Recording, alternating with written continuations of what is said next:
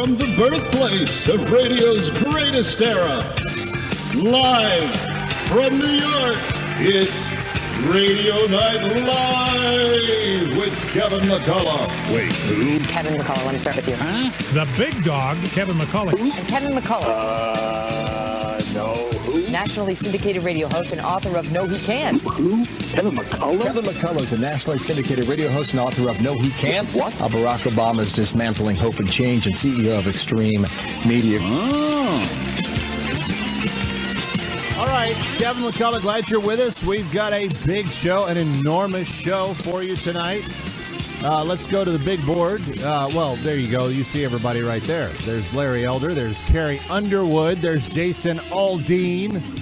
How much bigger does it get than that? I'm telling you, we have got an enormous show for you tonight. Kristen B. Tate, Nicole Karam, and Charmaine Yost, all in the Ladies' Lounge tonight, and we are expecting a spectacular night tonight. We've got so much to talk about, and there's some breaking news as we open the evening up. We've got a lot of things to get to.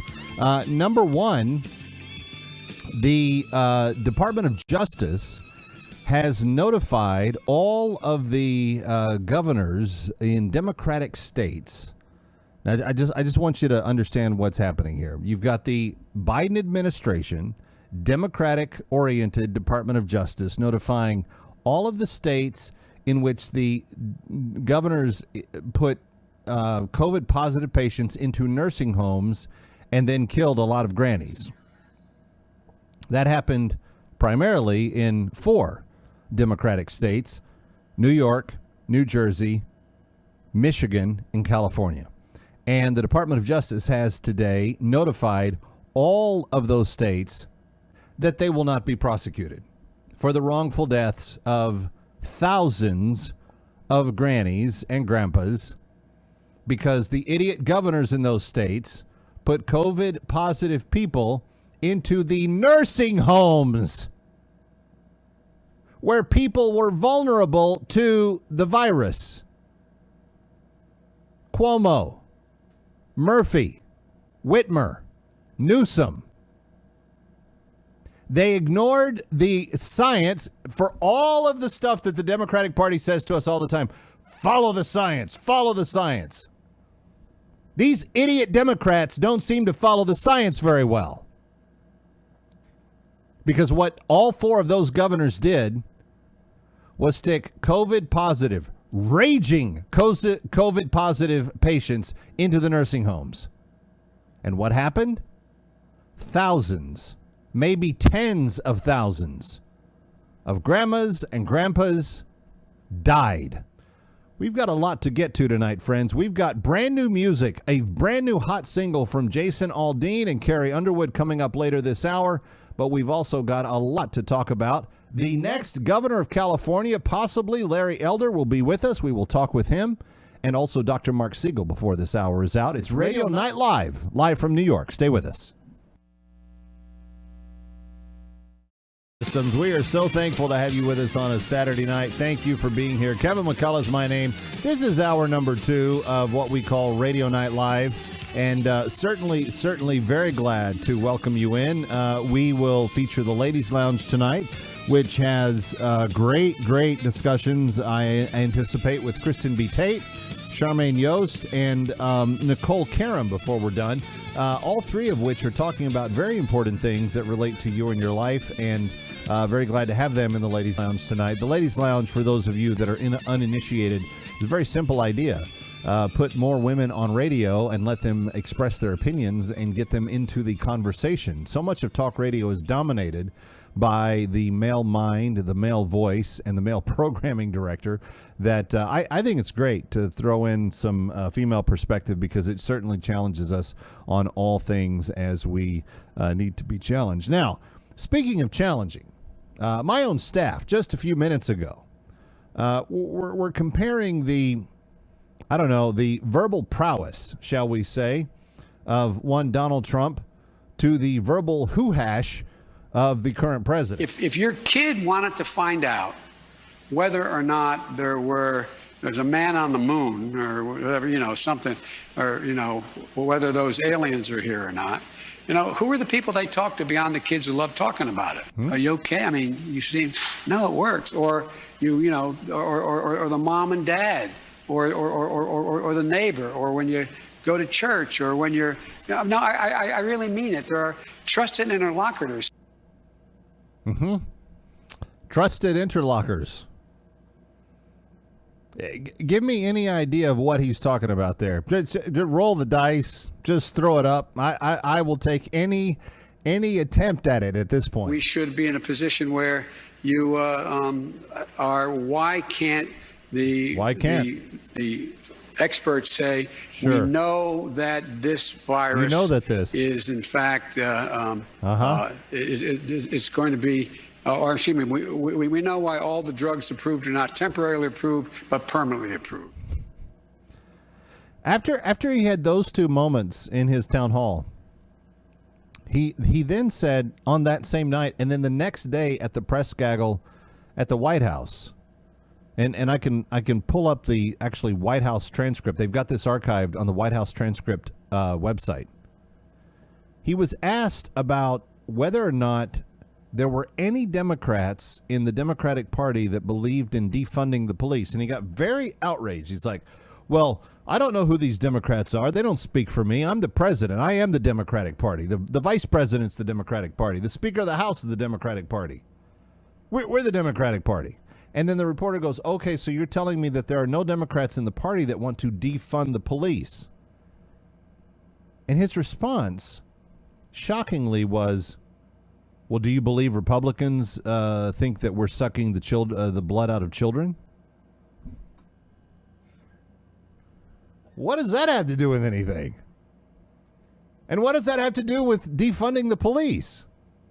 And why can't you just answer the simple question, Mr. President? But friends, if you don't think that we've got a significantly deficient person in the White House, and I mean deficient.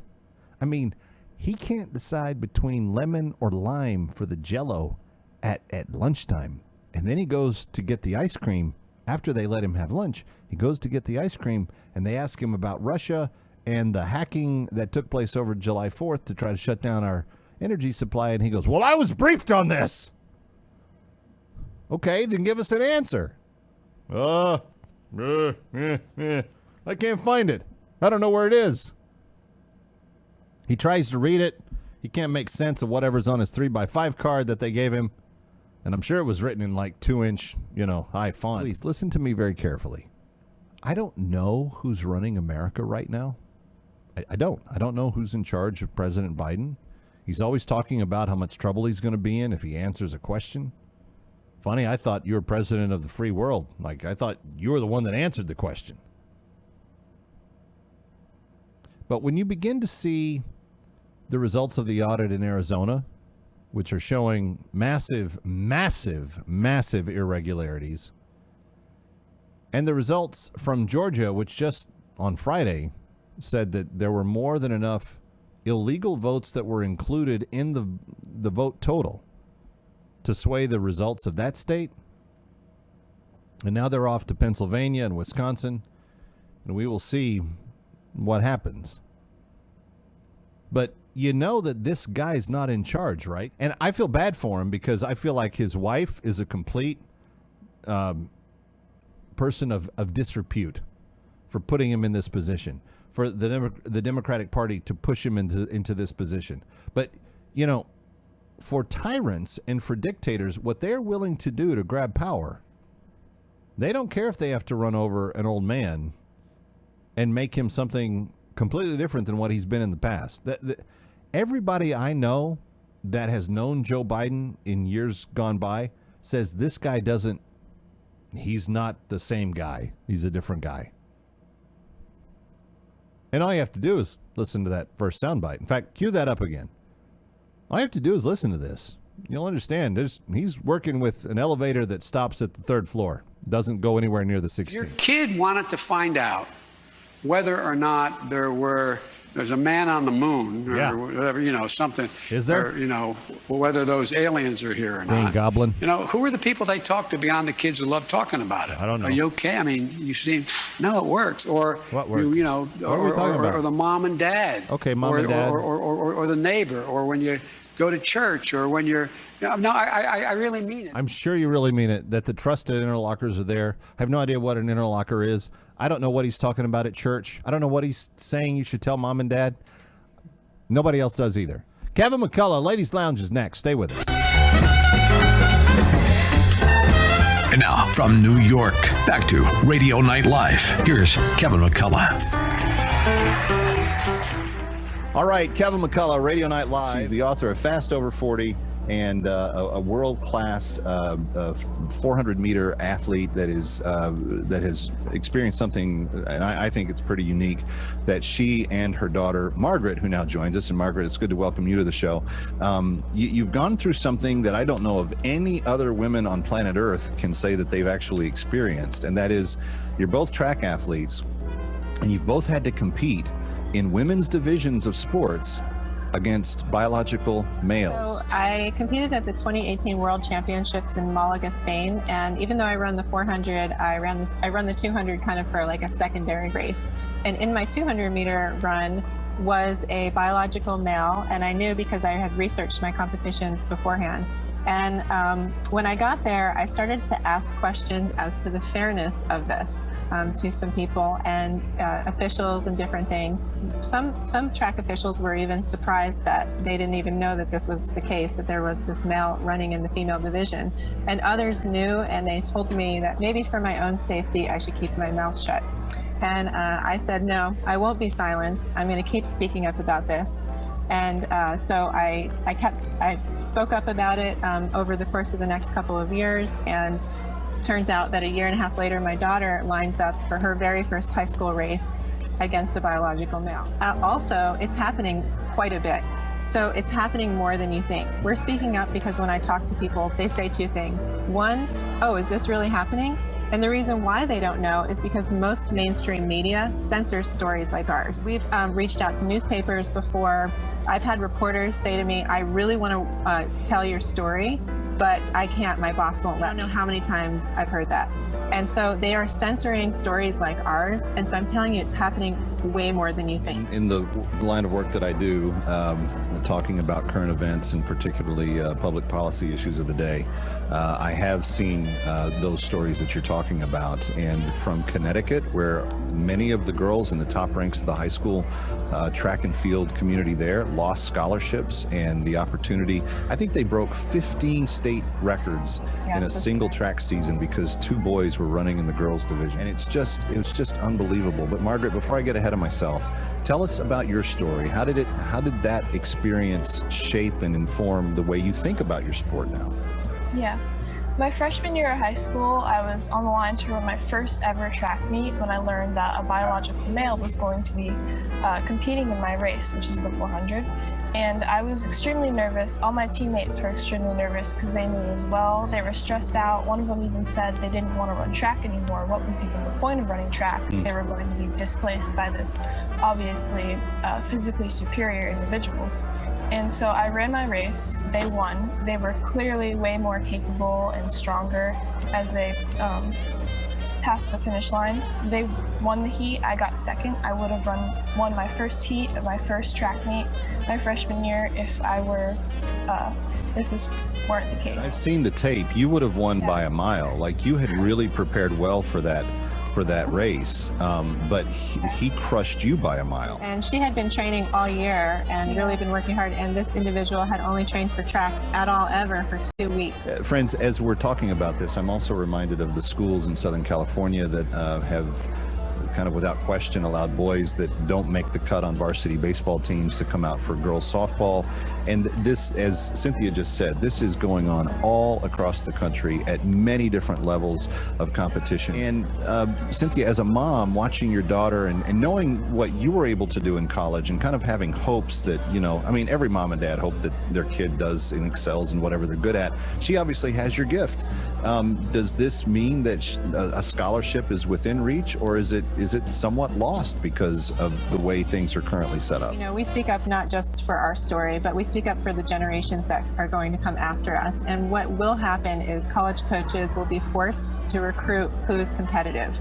And who is competitive is going to be the trans athletes, the trans girls. So that's who they're going to recruit. And eventually there will be no slots left for our actual biological females. So we really need to get ahead of this because those opportunities are going to be lost. Now that the courts have ruled that the NCAA has to compensate their athletes, even more is at stake for our daughters and granddaughters and nieces and sisters, all of them, because the whole point of Title IX, which, by the way, was founded by Patsy Mink, who was from Maui. So it's very important to us here in Maui. Yeah. Title IX was to provide equal opportunity for women based on gender, sex, to give them scholarships and things like this as an extension of education. And so now that the current administration has basically put a knife in the heart of Title IX.